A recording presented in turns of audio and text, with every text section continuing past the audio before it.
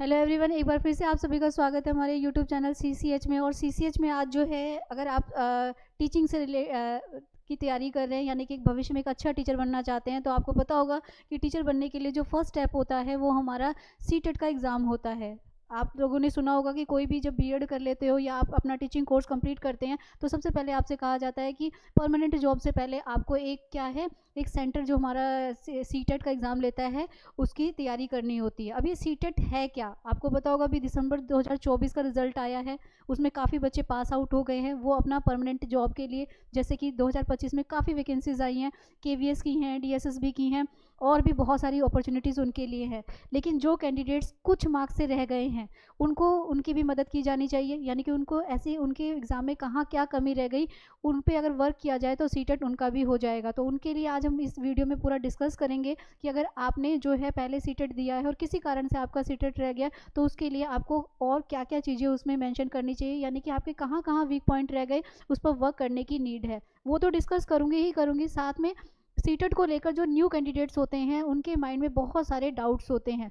उनको ये नहीं पता होता सीटेट क्या है, कितना क्या पैटर्न होगा, क्या नेगेटिव मार्किंग होगी, एज लिमिटेशन क्या होगी, और जो जुलाई का जो हमारा नेक्स्ट अभी जो नया सीटेट आने वाला है वो कब होगा। तो सबसे पहले हमें इसके बारे में बहुत कुछ जानकारी, जब आप एक टीचिंग लाइन में पैर रख चुके हो, आपको आगे बढ़ना है तो बहुत सारी इन्फॉर्मेशन आपको पता होनी चाहिए। तो उसी को ध्यान में रखते हुए आज ये जो वीडियो है आप लोगों तक पहुंचाई जा रही है। ठीक है, तो आज की क्लास जो ये वीडियो है इसमें जो मैं डिस्कस करने जा रही हूँ, इसमें हम सिलेबस देखेंगे। क्या जो अब जुलाई में हमारा जो सीटेट होगा, सीटेट वैसे एग्ज़ाम एक साल में 2 बार होता है, ध्यान रखिएगा। एक साल में ये 2 बार होता है, 6 मंथ्स की ड्यूरेशन में होता है। और जब 6 मंथ्स कंप्लीट हो जाते हैं तो न्यू हमारा जो होता है, कभी कुछ अंदर की कुछ प्रॉब्लम्स की वजह से साल में एक बार भी होता है, लेकिन मोस्टली हमारा जो है ये सीटेट क्या होगा, एक साल में 2 बार ही होता है। इसे सीबीएसई बोर्ड लेता है, याद रखिएगा। इसे कौन लेता है, सीबीएसई बोर्ड लेता है। और इसके अंदर जो हमारा सिलेबस आता है वो एनसीईआरटी बेस्ड सिलेबस आता है। तो ये हमें नॉलेज, जब आप सीटेट की तैयारी कर रहे हैं तो आपको पता होना चाहिए। तो आज हम डिस्कस करने वाले हैं इसके सिलेबस को, कि आप उसके सिलेबस की तैयारी कैसे करोगे, कैसे कौन से ऐसे सब्जेक्ट्स हैं जिनमें आप ज़्यादा स्कोर कर सकते हैं। लैंग्वेज 1 और लैंग्वेज 2 को लेकर भी बहुत डाउट रहते हैं कि जब हम सीटेट का पेपर देने जाएं तो लैंग्वेज 1 ले या 2 ले। बच्चों को स्टार्टिंग में पता भी नहीं होता है कि 2 सेट आते हैं वहाँ पर, 2 इंग्लिश के होते हैं, 2 हिंदी के। जो बच्चा फर्स्ट टाइम जा रहा है वो गलती करता है बेचारा, पूरी मेहनत के साथ जा रहा है, पेपर अटैम्प्ट करता है, उसको ये पता ही नहीं है कि उसे लैंग्वेज कौन सी करनी है। एप्लीकेशन फॉर्म में कुछ और फिल होता है और वहाँ पर वो कुछ और लैंग्वेज करके आता है, जिससे उसके 60 मार्क्स के क्वेश्चन तो वैसे ही गलत हो जाते हैं। अगर उसने सही भी किया होगा तो भी वो पास आउट क्वालिफाई नहीं हो पाता। तो ये ऐसी छोटी छोटी मिस्टेक्स जो फ्रेशर है, जो बच्चा फर्स्ट टाइम एग्जाम देने जा रहा है, वो इन गलतियों को करता है। तो हमें इन गलतियों को नहीं करना है, हमें उनकी नॉलेज पहले से होनी चाहिए। साथ ही हम क्या करेंगे, एग्ज़ाम पैटर्न को भी समझेंगे कि कितने लेवल्स पर ये हमारा सीटेट का एग्ज़ाम होता है। ठीक है, इसमें नेगेटिव मार्किंग होती है या नहीं होती है। दूसरा, हम सिलेबस को डिस्कस करेंगे। और सबसे स्पेशल काम जो होता है कि तैयारी कैसे की जाए। देखिए, सिलेबस पता हो, क्लासेस ले लियो, सब कुछ पता हो, लेकिन ये पता ही नहीं है कि तैयारी कैसे करनी है, पढ़ना कैसे है, तो सबसे ज़्यादा गड़बड़ यही होती है। सीटेट हमारा एक ऐसा कॉम्पिटिटिव एग्ज़ाम है टीचिंग में जिसमें रोट लर्निंग नहीं चलती है। जो बच्चा ये सोचे कि मैं कहीं से बुक्स ले लूँ, कहीं से नोट्स ले लूँ और मैं तैयारी करूँ, मेरी तैयारी हो जाएगी, तो ऐसा सोच रहे हैं तो सीटेट नहीं होगा। तो सीटेट को प्रॉपर तरीके से करने के लिए हमें ये पता होना चाहिए कि कैसे करें तैयारी, है ना, जिससे हमारा क्या हो सके, 130 प्लस स्कोर आ सके। देखिए, सीटेट का चाहे पेपर 1 हो या पेपर 2 हो, 130 लाना कोई बड़ी बात नहीं है। बस आपने समझना है कि हमें तैयारी करनी कैसे है। इसमें कुछ कीवर्ड्स भी होते हैं, उनको भी हम डिस्कस करेंगे। तो सबसे पहले स्टेप बाय स्टेप चलेंगे, सारा एक साथ नहीं, कि हमें सीटेट के बारे में कैसे कैसे पता होना चाहिए, क्या क्या पता होना चाहिए। तो सबसे पहले हम बात कर ले सीटेट की। तो जो पेपर सीटेट के होते हैं, 2 पेपर होते हैं हमारे टोटल। सीटेट जो है 2 लेवल पर लेता है। एक पेपर 1 का नाम देता है, पेपर 1 जो कि 1st to 5th के लिए होता है, याद रखिएगा। 1st to 5th के लिए, यानी कि जिसे हम पीआरटी भी कह सकते हैं या प्राइमरी लेवल भी कह सकते हो। दूसरा सीटेट का पेपर होता है पेपर 2। ठीक है, ये जो पेपर होता है ये 6 to 8th के लिए होता है। इसे हम टीजीटी लेवल पर भी आप बोल सकते हो, जो कि सेकंड लेवल के लिए चाहिए। अब ये दोनों ही पेपर के जो मार्क्स होते हैं वो कितने होते हैं, 150 होते हैं। ध्यान रखिएगा कि ये टोटल दोनों ही पेपर के मार्क्स कितने होते हैं, 150 का। अगर आपने बीएड कर रखा है तो आप सीटेट का पेपर 2 देंगे, और अगर आपने कोई डाइट कोर्स, टीचिंग कोर्स कर रखा है, एलिमेंट्री कोर्स कर रखा है। अच्छा, यहाँ एक और चीज़ बताना चाहूँगी, यहाँ पर बड़ी कन्फ्यूज़न है, डाइट होना चाहिए, डीएलएड होना चाहिए, बीएलएड होना चाहिए, या आपका जो है कई लोग इसे जेबीटी भी बोलते हैं। आजकल तो जेबीटी थोड़ा नहीं है कहीं पे भी, किसी भी स्टेट में या किसी बोर्ड में। तो क्या करना चाहिए, याद रखिएगा जो पीआरटी लेवल के कोर्सेज होते हैं, चाहे आपका कोर्स किसी भी कोर्स का कोई भी नाम क्यों ना हो, लेकिन इन सारे कोर्सेज को, चाहे आप जिसको डीएलएड बोल रहे हैं, डाइट बोल रहे हैं, या जो प्राइमरी लेवल पर जो और भी अलग अलग नामों से कोर्स कराए जाते हैं, इन्हें हम 2 इयर्स का एलिमेंट्री कोर्स बोलते हैं। एलिमेंट्री का मतलब होता है कि 2 साल का प्राइमरी कोर्स। अब कोर्स का नाम आपका कुछ भी हो सकता है, उससे कोई फ़र्क नहीं पड़ता। फ़र्क इससे पड़ता है कि आपका कोर्स एक एफिलेटेड एनसीटी से होना चाहिए। चलिए, चाहे सीटेट का पेपर 1 दे, प्राइमरी का दे या पेपर 2 दे, टोटल मार्क्स हमारे कितने रहने वाले हैं, 150 रहने वाले हैं। अच्छा, अब बात करें कि कितने उसका ये होगा पेपर, तो ये पूरा हमारा कितना होता है, ये हमारा जो होता है पूरा जो है 150 मिनट्स का होता है। 150 मिनट्स का मतलब 2.5 घंटे का ये पूरा पेपर हमारा होता है। ठीक है, कैसे इसको करेंगे, 60 को जोड़ेंगे 120 और हाफ एन आवर आप जोड़ेंगे तो कितना हो गया, 2.5 घंटे का हमारा हो गया, मिनट्स का हो गया। तो ये कितने घंटे चलता है, ये पूरा हमारा पेपर जो होता है वो 2.5 घंटे का होता है। अच्छा, ये ऑफलाइन होता है कि ऑनलाइन होता है, इसको भी बड़ी लेकर कन्फ्यूज़न है। ठीक है, वैसे तो अभी जुलाई का नोटिफिकेशन जैसे हमारे पास पूरा प्रॉपर होगा तो उसमें हमें बिल्कुल क्लियर होगा कि ये ऑनलाइन होगा कि ऑफलाइन होगा। अब तक सीटेट का पेपर जब 2011 से लेकर अब तक जितने हुए हैं, सिर्फ हमारा जो है ऑनलाइन जो है एक बार हुआ है। लेकिन मोस्टली क्योंकि सीटेट परमानेंट जॉब नहीं देता, एक एलिजिबिलिटी टेस्ट है, इसीलिए इसको ऑफलाइन मोड पर ही रखा जाता है। तो यहाँ पर भी इसका जो मोड होगा वो क्या होगा, आपका ऑफलाइन ही होगा। वैसे अगर हम देखें तो ऑनलाइन के बजाय ऑफलाइन ज़्यादा बेटर होता है। क्यों, क्योंकि इसमें 2 बेनिफिट हैं। एक तो आपको स्क्रीन पे लगातार नहीं बैठना पड़ता है, दूसरा कि जब ऑफलाइन पेपर होता है तो दोनों लैंग्वेज में हमारे सामने क्वेश्चंस होते हैं। और सीटेट में तो पैडागोजी पार्ट जो सीडीपी है उसको जब तक आप दोनों लैंग्वेज में नहीं करोगे तब तक तो ये हो ही नहीं सकता। तो हमें यहाँ पे इसका प्लस पॉइंट ये मिलता है कि ये एग्ज़ाम जो है वो क्या है, ऑफलाइन है। मैं फिर से बता दूँ, अब तक ऑनलाइन सिर्फ एक बार ही हुआ है। अभी हमारा जो दिसंबर 2024 में जो एग्ज़ाम हुआ था वो भी हमारा किस में था, ऑफलाइन मोड पर ही था। चौथी इसकी सबसे इम्पॉर्टेंट बात हमें पता होनी चाहिए, जो हमारे माइंड में कन्फ्यूज़न क्रिएट करती है, स्पेशली उन बच्चों के लिए करती है जो बिल्कुल फ्रेशर है, जो अभी टीचिंग कोर्स करके निकला है, उसको ये बात पता होनी चाहिए कि सीटेट में नेगेटिव मार्किंग नहीं होती। हाँ ठीक है, जो ये 150 का पेपर हो रहा है, चाहे पेपर 1 दीजिए या पेपर 2 दीजिए, आप जितना स्कोर करेंगे, जितने क्वेश्चंस ठीक होंगे, टोटल आपके जो है उतने क्वेश्चंस क्या होंगे, माने जाएंगे, मतलब ठीक माने जाएंगे। अब इसमें जो है रखा क्या गया है, इस पेपर को 150 में से अगर आपने क्रैक करना है तो आपको क्या करना है, यहाँ पर 60% आपको उसका 150 का लाना है। अभी 60% बनता कितना है, 60% बनता है 90 मार्क्स का, यानी कि इस पेपर को क्रैक करने के लिए जो आपको मार्क्स की ज़रूरत होगी वो कितनी होगी, 90।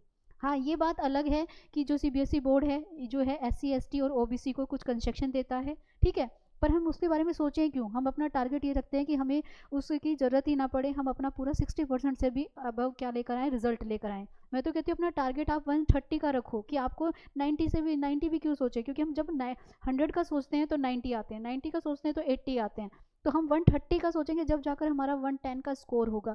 तो हमें ये पता होना चाहिए कि इसे पास आउट करने के लिए, इसे क्वालिफाई करने के लिए हमें कितने मार्क्स चाहिए, 150 में से 90, यानी कि 150 का 60% हमें इसमें चाहिए होता है। ठीक है, ये बात हमें पता चली कि टोटल मार्क्स कितने हैं, 150 हैं, टाइम ड्यूरेशन 2.5 घंटे का होता है, ऑफलाइन मोड पर होता है और इसमें नेगेटिव मार्किंग नहीं होती। अब जैसा मैंने आपको बताया कि ये क्या करता है, ये 2 पेपर्स लेता है, ठीक है, एक लेता है पेपर 1 और एक लेता है पेपर 2। जैसा अभी मैंने आपको बताया, पेपर 1 जो है वो क्लास 1st to 5th के लिए है, ठीक है, और जो पेपर 2 है वो क्लास 6 to 8th के लिए है।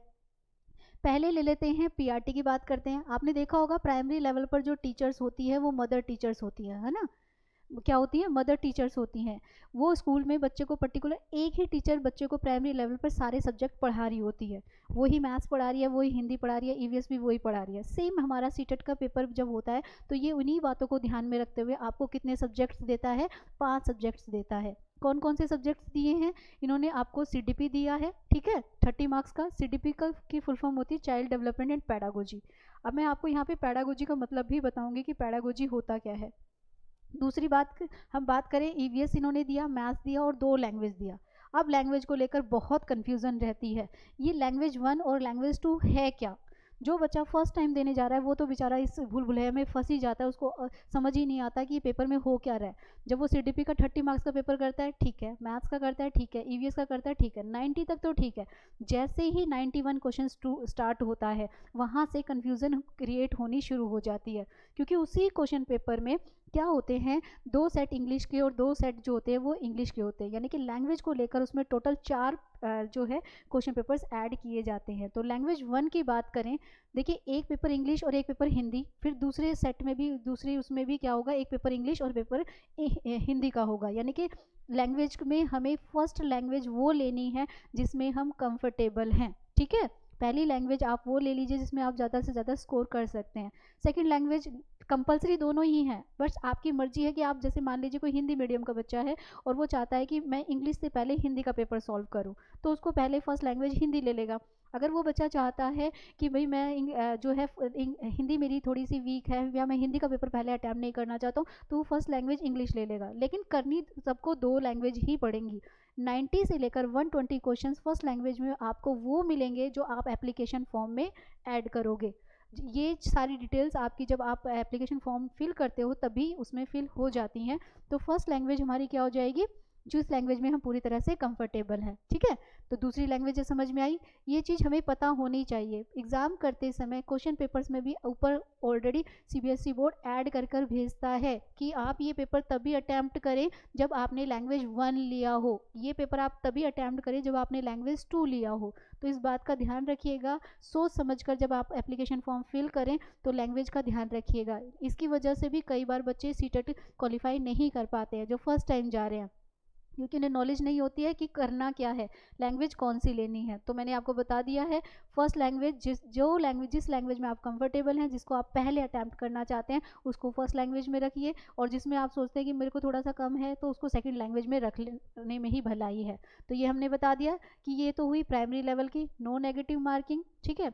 अब यहाँ पर सीडीपी पढ़ना होता है, जो कि आप लोगों के लिए कुछ नया नहीं है, आप टीचिंग कोर्स कर रहे हैं, तो वहाँ हमने चाइल्ड डेवलपमेंट एंड पैडागोजी पढ़ी है।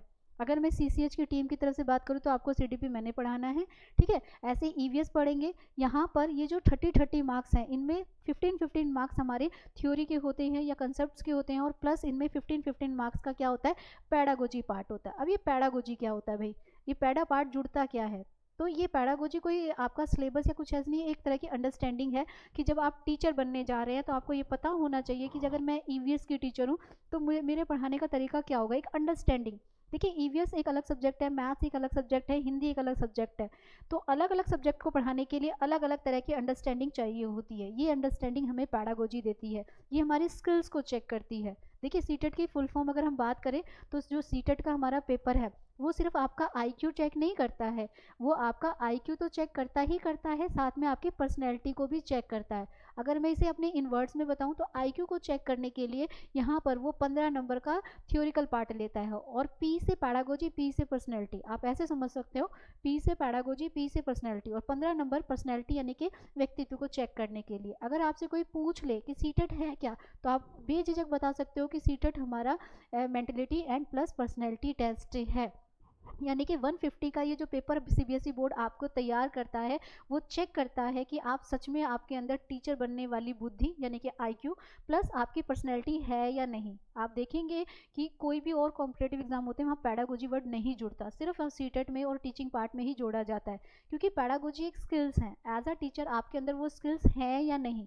और मैं आपको एक बात बता दूं, जो भी तैयारी कर रहा है, ये स्किल्स कोई रोट लर्निंग नहीं होती, ये स्किल्स एक एक्सपीरियंस होता है, आप खुद टीचर है तो भी होगा, और या ये एक्सपीरियंस जो आपको पढ़ा रहा है, जो खुद इस चीज़ से निकला है, ये वही दे सकता है। ये आपको किसी भी स्टेशनरी पे, किसी बुक के अंदर लिखा हुआ नहीं मिलेगा। तो इसके लिए हमें एक ऐसा टीचर चाहिए जिसको खुद को सीटेट की नॉलेज हो, जो खुद सीटेट क्वालिफाई हो, और उसके पास एक टीचिंग का एक्सपीरियंस हो, तभी हमारी ये बात बनेगी, तभी सीटेट का पेपर क्लियर होता है। तो मैंने आपको पेपर 1 का अच्छी तरह से बताया। अब बात कर ले पेपर 2 की। जैसा कि मैंने आपको बताया था 6 to 8 तक के बच्चों के लिए होता है, और ये सब्जेक्टिव होता है भाई। अब सब्जेक्ट की बात करें तो सीटेट यहाँ पर 2 ही सब्जेक्ट लेता है, ठीक है। अब जब हम बीएड करते हैं, साइंस वाले बच्चे भी बीएड करते हैं, ठीक है, कॉमर्स वाले बच्चे भी बीएड करते हैं, और आर्ट्स वाले बच्चे भी बीएड करते हैं। अब जब वो बीएड करते हैं तब तो इनके कॉमन सब्जेक्ट्स चलते हैं, ठीक है। लेकिन जब ये सीटेट का एग्ज़ाम देते हैं तो इन्हें दो ही पार्ट मिलते हैं, इन्हें दो ही पेपर मिलते हैं। एक मिलता है सोशल स्टडीज़ का और एक मिलता है सोशल साइंस का। वो आपको जब प्रोस्पेक्टर आएगा तो आपको अपने आप सब्जेक्ट के अकॉर्डिंग पता चल जाएगा कि आपने बीएड में किन सब्जेक्ट्स को पढ़ा था, उसके अकॉर्डिंग आपको सोशल साइंस का देना है या सोशल स्टडीज़ का देना है। जैसे इकोनॉमिक्स की बात करूँ, जो बच्चे इकोनॉमिक्स के होते हैं, जैसे ग्रेजुएशन में इको ऑनर्स किया है या उनका सब्जेक्ट मेन इको है, अब उनको बड़ी कन्फ्यूज़न रहती है कि हम साइंस में काउंट होंगे या सोशल स्टडीज़ में। तो इसकी भी नॉलेज आपको पता होनी चाहिए। जो इको वाला बच्चा है, इकोनॉमिक्स वाला जो बच्चा है, उसको साइंस वाले उसमें काउंट नहीं किया जाता, उसको सोशल स्टडीज़ में काउंट किया जाता है। कई बार हमारे पास ऐसे कैंडिडेट्स आते हैं जो इको ऑनर्स होते हैं या इको से पढ़े होते हैं ग्रेजुएशन में, और आकर बोलते हैं कि मैंने तो सोशल साइंस कभी पढ़ी नहीं, 10th में पढ़ी थी। तो उससे कोई फ़र्क नहीं पड़ता भाई कि आपने 10th में पढ़ी थी कि 12th में नहीं पढ़ी थी। आपके बीएड के सब्जेक्ट में जो सब्जेक्ट होगा उसके बेस पर ही आपको क्या करना पड़ेगा, यहाँ पर पेपर्स की चॉइस करनी पड़ेगी कि आप साइंस वाला पेपर 2 देंगे या सोशल स्टडीज़ वाला। तो इको का तो मैंने डाउट यहीं क्लियर कर दिया है आप लोगों का। अगर आप इकोनॉमिक्स से हैं, अगर आप इको से हैं, तो आपको ये पता होना चाहिए कि आप सोशल स्टडीज़ में काउंट होंगे, साइंस में काउंट नहीं होंगे। साइंस में मैथ एंड साइंस वाले बच्चे काउंट होते हैं, ठीक है। तो एक तो ये नॉलेज सबसे इंपॉर्टेंट है जो कि हमें पता होनी चाहिए। दूसरी बात, यहाँ पर भी 150 का ही पेपर है, तो यहाँ भी नेगेटिव मार्किंग नहीं है। अब यहाँ पर पढ़ना क्या है, कैसे पढ़ना है, उसको भी डिस्कस करेंगे। तो कॉमन है, पहला सीडीपी का सब्जेक्ट यहाँ भी है, वहाँ भी था, तो ये कॉमन ही होता है, वही सिलेबस रहता है। बस हमारा इसमें होता क्या है, लेवल चेंज हो जाता है। जहाँ सीटेट के पेपर 1 में सीडीपी से क्वेश्चंस डायरेक्ट आते हैं, थ्योरीज में से डायरेक्ट आते हैं, वहीं पैडागोजी में पेपर 2 में इनका लेवल थोड़ा सा बढ़ा दिया जाता है। कहने का मेरा मतलब है कि एक लेवल पेपर 1 में सीधे सीधे क्वेश्चंस आएंगे, तो पेपर 2 में उन्हीं को स्टेटमेंट्स में थोड़ा सा बढ़ाकर उनके लेवल के अकॉर्डिंग कर दिया जाएगा। यहाँ भी 2 लैंग्वेज हमारी रहनी है। फिर से वही बात बताऊंगी, फर्स्ट लैंग्वेज वो ले जिसको पहले अटैम्प्ट करना चाहते हैं, ठीक है। सेकंड लैंग्वेज जो आपको लगता है कि टाइम ज़्यादा लेगी और मैं इसमें कम स्कोर कर पाऊंगा या कर पाऊंगी, तो आप उसको सेकंड लैंग्वेज में रख सकते हैं। अब बात कर ले, जैसा भी मैंने आपको बताया कि ये 30 90 तो मार्क्स ही हो गए। यहाँ पर मैथ और साइंस का फंडा आपको समझने की ज़रूरत है, ठीक है। 2 तरह का पेपर है, एक एसएसटी यानी सोशल स्टडीज़ वाले देते हैं और एक सोशल साइंस जो मैथ्स का है। ये दोनों ही, ये आप जब फॉर्म फिल करोगे तो आपको अपने आप पता चल जाएगा कि मैं सोशल स्टडीज़ में काउंट कर रही हूँ, आ रही हूँ या आ रहा हूँ, या सोशल साइंस में आ रहा हूँ। ये डाउट तो वहाँ क्लियर हो गया। अब इसके लिए ये पूरा टोटल होता क्या है, सब्जेक्टिव वाला पार्ट होता है 60%। इस 60% में भी 40% तो आपका थ्योरिकल होता है और 20 मार्क्स का आपका पैडागोजी पार्ट होता है। बाकी तीनों सब्जेक्ट्स में भी यहाँ पर 15 हम पूरा थ्योरिकल पढ़ेंगे, प्लस 15 नंबर का यहाँ पर पैडागोजी पढ़ेंगे। पैडागोजी कहीं पीछा छोड़ने वाला नहीं है। सीडीपी में भी जो CDP है, D से डेवलपमेंट है जो कि थ्योरीज की तरफ है, और P से पैडागोजी है, तो ये भी 15-15 नंबर में आपका डिवाइड होता है। मैं सिलेबस आपको समझाऊंगी, पूरा बताऊंगी कि कैसे कैसे क्या है ये सब चीज़ें। तो ये हमें बेसिक नॉलेज मिली कि कैसे क्या करना है। अब इसके लिए सबसे बेस्ट क्या होता है, देखिए, लैंग्वेज 1 और लैंग्वेज 2 और सीडीपी के लिए एनसीईआरटी की नीड नहीं होती, लेकिन जो हमारा सब्जेक्टिव है यहाँ हमें एनसीईआरटी की ज़रूरत पड़ेगी। यानी कि मैंने अभी आपको बताया था, जो हमारा सीटेट का एग्ज़ाम है वो लेता कौन है, वो लेता है सीबीएसई बोर्ड। जो हमारा सीबीएसई बोर्ड है, इस पर जो वर्क करती है वो करती है एनसीईआरटी, और एनसीईआरटी क्या करती है, इसी सिलेबस को दे रही है इसमें। तो आपको पता ही होगा कि सीटेट को कंडक्ट किसने किया, सीबीएसई बोर्ड ने। और इसके लिए हमें बेस बनाना हो, हमें, अगर आपने सुना होगा कि कई बच्चे स्टार्टिंग में ही एक बार में ही सीटेट क्लियर कर जाते हैं, क्यों, क्योंकि उन्हें सही ढंग से गाइड किया गया, उन्हें ये पता है कि हमें किसी स्टेशनरी से बुक लेकर नहीं पढ़नी है, कुछ नहीं आना है उसमें से। किस में से आएगा, हमारी एनसीईआरटी की बुक से आएगा। पैडागोजी प्लस एनसीईआरटी, जिस बच्चे ने अपना पैडागोजी पार्ट प्लस एनसीईआरटी को स्ट्रॉन्ग कर लिया, समझो सीटेट एक बार में निकल गया। लेकिन जिनको ये पता ही नहीं है कि कैसे तैयारी करनी है, वो बेचारा मेहनत भी करता है और रह भी जाता है। अभी भी कई ऐसे कैंडिडेट्स हैं जो 2-2, 3-3, 4-4 मार्क्स से रह गए हैं, तो उनको वहाँ पर कमी किसकी है, नॉलेज की। उनको ये पता ही नहीं है कि हमें किन किन बातों का ध्यान रखना है। जब हम कोई एग्ज़ाम देने जाते हैं तो हमें बहुत छोटी छोटी बातें याद रखनी पड़ती हैं। तो आई थिंक आप लोगों को ये पेपर 1 एंड पेपर 2 का फंडा समझ में आया होगा कि नेगेटिव मार्किंग नहीं है, एनसीईआरटी का हमें पढ़ना है। अब सीटेट का एक बेनिफिट क्या होता है, ध्यान से सुनिएगा। अच्छा, अगर मैं थोड़ा सा एक और चीज़ बताना चाहूँगी, जैसे पेपर 1 की बात करें तो यहाँ हमें चाहिए क्या क्या, ये 12th पास होना चाहिए एक, तो ये याद रखिएगा, ठीक है। एक तो 12th पास प्लस आपका जो एलिमेंट्री कोर्स है, ठीक है। एलिमेंट्री कोर्स के बहुत सारे नाम हो सकते हैं, डीएड बोल सकते हो, डीएलएड बोल सकते हो, जेबीटी नहीं बोलूँगी क्योंकि अभी मोस्टली कहीं पे भी जेबीटी वर्ड यूज़ होता नहीं है, ठीक है। कई लोग इसे ईसीसीई का भी नाम दे रहे हैं, बट ये होना चाहिए कि एलिमेंट्री होना चाहिए, और प्लस ये सारे के सारे ही कोर्स आपके एनसीटीई से एफिलेटेड होने चाहिए तो ही। कई बार क्या होता है, कई बच्चे प्राइवेट इंस्टीट्यूशन से 2 इयर्स एलिमेंट्री कोर्स करके आते हैं, सीटेट भी ले लेते हैं, लेकिन आप लोगों को बता दूं, अगर आपका कोर्स एनसीटीई से एफिलेटेड नहीं है तो आप जब परमानेंट जॉब देने जाओगे, चाहे आप केवीएस की दे दीजिए, चाहे डीएसएसबी की दीजिए, कोई भी परमानेंट जॉब, आप वहाँ से बाहर हो जाएंगे जॉब से। क्योंकि जब आपके डॉक्यूमेंट्स वेरीफाई होते हैं तो कोर्स के बारे में पूछा जाता है कि आपने किस यूनिवर्सिटी से या किस एफिलेटेड बोर्ड से वो चीज़ की है। तो हमें ये पता होना चाहिए कि ये क्या है, 12th होता है, ये हमारा क्या है, जो है एलिमेंट्री कोर्स होना चाहिए। और यहाँ पर हमें किसकी ज़रूरत पड़ेगी, सीटेट के पेपर 1 की। 12th में भी मार्क्स की अगर बात करूँ तो यहाँ पर हमें 50% मार्क्स चाहिए, एलिमेंट्री कोर्स में भी 50% चाहिए, जो कि आ जाते हैं आराम से, बच्चे 80-90 भी लेकर जाते हैं। और प्लस सीटेट, सीटेट सिर्फ आपका क्वालिफाई चाहिए आपको, उनको उनके अगर आप 60% ला रहे हो, आप 70% ला रहे हो, 80% ला रहे हो, ये मार्क्स काउंट नहीं होते, सिर्फ आपका क्वालिफाइंग नेचर देखा जाता है कि आप क्वालिफाई है। अगर आप क्वालिफाइड करते हो तो आप ये क्या है, ये इसमें हमारा हो जाता है। इसकी बात करते हैं तो ये मैंने आपको बताया, ये हमें चाहिए पेपर 1 के लिए। 2 चीज़ें कंपलसरी हैं, एक हमारे पास क्या होनी चाहिए, 12th पास होना चाहिए, वो भी 50% मार्क्स, वो भी जो है अच्छे मार्क्स से, और साथ में एलिमेंट्री कोर्स में भी हमारे 50% मार्क्स होने चाहिए। सेम जब हम बीएड का करते हैं तो बीएड में भी चाहिए, बीएड में वही मिनिमम आपका 50% वाला पार्ट रहता है, ठीक है, ग्रेजुएशन वाला पार्ट बीएड का, और प्लस 50% आपका बीएड में, यानी कि यहाँ पर हमें जो ग्रेजुएशन प्लस बीएड चाहिए, और दोनों में ही क्या चाहिए, 50-50 के मार्क्स की ज़रूरत पड़ती है। अगर कुछ और थोड़ा बहुत चेंजेस आते हैं, 50 से कम तो देखो कोई नहीं लेता है, कभी कभार थोड़ा होता है 55 भी रखा जाता है, बट उसका एक अलग प्रोसेस है, आप उसकी कन्फ्यूज़न में मत पड़िए। तो यानी कि इतना तो हमें चाहिए चाहिए कि ग्रेजुएशन में हमारे 50% मार्क्स तो होने ही चाहिए। साथ ही हमारा जो है, अगर हम डाइट कोर्स कर रहे हैं 12th में भी 50% मार्क्स होना चाहिए, तभी आप सीटेट के पेपर के लिए क्या करते हैं, मतलब एप्लीकेशन फॉर्म को फिल कर सकते हैं। चलिए अब बात करें इसके सिलेबस की। सिलेबस इस सीटेट का एक प्लस पॉइंट यही है कि इसके सिलेबस में कुछ भी चेंजेस नहीं आते। अगर हम देखें थोड़ा बहुत अगर चेंजेस आते हैं तो पेपर के पैटर्न में आते हैं, क्वेश्चन पूछने के तरीके में आते हैं। कई बार आप देख रहे हो अभी 2-3 साल से सीटेट ने क्या किया है, क्योंकि इसका एक ही पैटर्न रख रहे थे तो क्वालिफाई बहुत ज़्यादा हो रहे थे और आईक्यू लेवल को चेक नहीं कर पा रहे थे वो। चेंजेस तो हर चीज़ में आते हैं, फ्लेक्सिबिलिटी हर चीज़ में होती है। कोई भी कॉम्पिटेटिव एग्जाम एक ही पैटर्न पे लगातार नहीं चलता, हर 2 साल में 3 साल में जो है अपने पैटर्न को बदलता रहता है। तो अभी भी उन्होंने भी अपना पैटर्न बदला हुआ है, हम उस पैटर्न को भी क्लास में डिस्कस करेंगे, उसी पैटर्न के अकॉर्डिंग ही पढ़ेंगे, और आगे इसकी तैयारी कैसे करेंगे, इसके लिए हमें क्या क्या करना है वो भी डिस्कस करेंगे। तो सबसे पहले मैं सिलेबस की बात करूँ, जैसा मैंने कहा सीटेट का सबसे बड़ा प्लस पॉइंट है क्या, उसका सिलेबस, जो कि चेंज नहीं होता, ठीक है, और पेपर भी इससे बाहर नहीं आता। हम कॉम्पिटेटिव एग्जाम्स देते हैं तो सबसे बड़ी कन्फ्यूज़न हमें यही होती है कि क्या है एग्ज़ाम्स की, कि पढ़ के जाते हैं कुछ, सिलेबस दिया होता है कुछ और उस पेपर में आता है कुछ, बट यहाँ आपके साथ ऐसा नहीं होने वाला। तो ये मैं टेलीग्राम ग्रुप पे जो CCH का है पूरा सिलेबस आपका पेपर 1 एंड पेपर 2 का पूरा वहाँ पे आपको मिल जाएगा। तो चैनल को सब्सक्राइब कर लीजिएगा, टेलीग्राम ग्रुप से जुड़िएगा, यूट्यूब चैनल से जुड़िएगा, एप्लीकेशन पे जाएंगे तो आपको सारी चीज़ें वहाँ पर मिल जाएंगी, यानी कि पूरा सिलेबस है पेपर 1 एंड पेपर 2 का। तो ये सारा सिलेबस आप वहाँ से ले सकते हैं। अब बात कर लें किसकी, अब बात करते हैं कि इसके लिए हम पढ़ें क्या क्या क्या क्या तरीका हो। तो सबसे पहले क्लासेस, जो कि CCH भी आपको ऑनलाइन दे रहा है। अभी हमारा दिसंबर 2024 का रिजल्ट बहुत ही अच्छा आया है, आप प्रीवियस जो है बच्चों की जो फीडबैक को भी देख सकते हैं। एक तो आप लेंगे क्लासेस जो कि रेगुलर बेसिस पे होनी चाहिए, ठीक है। CCH आपको बहुत ही मिनिमम प्राइस पर ये जो है सीटेट का पेपर 1 एंड पेपर 2 दोनों दे रहा है, जिसमें आपको बहुत सारी ढेर सारी फैसिलिटीज़ मिलेंगी। उसमें आपके जो है आपको थ्योरीज़ के साथ में प्रैक्टिस भी कराई जाएगी, पूरा मॉक टेस्ट, पूरा प्रीवियस पेपर्स।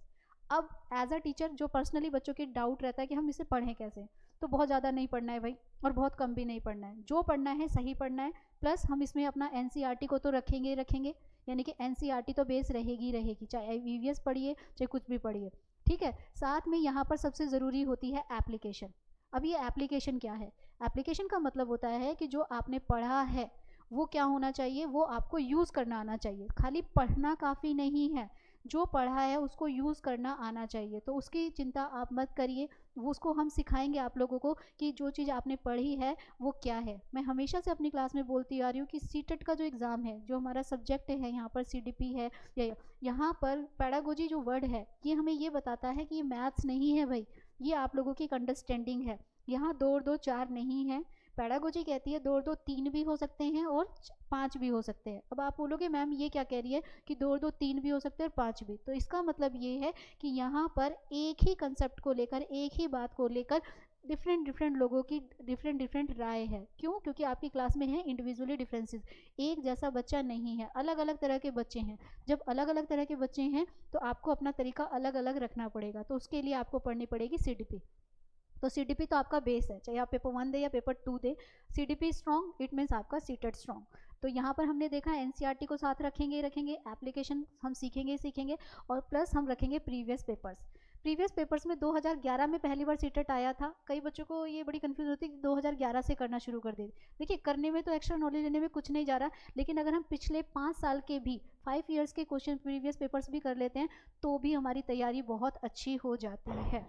तो अभी मैंने आपको बताया कि हमें सीटेट अगर आप देने जा रहे हैं और किसी कारण से आपका रह भी गया है, तो देखिए सीटेट में कुछ इतनी, अब तो पहले जब 2011 में ये पहली बार आया था तब इससे डरने की ज़रूरत थी, अब तो इसमें डरने की भी ज़रूरत नहीं है, कोई घबराने वाला कुछ नहीं है।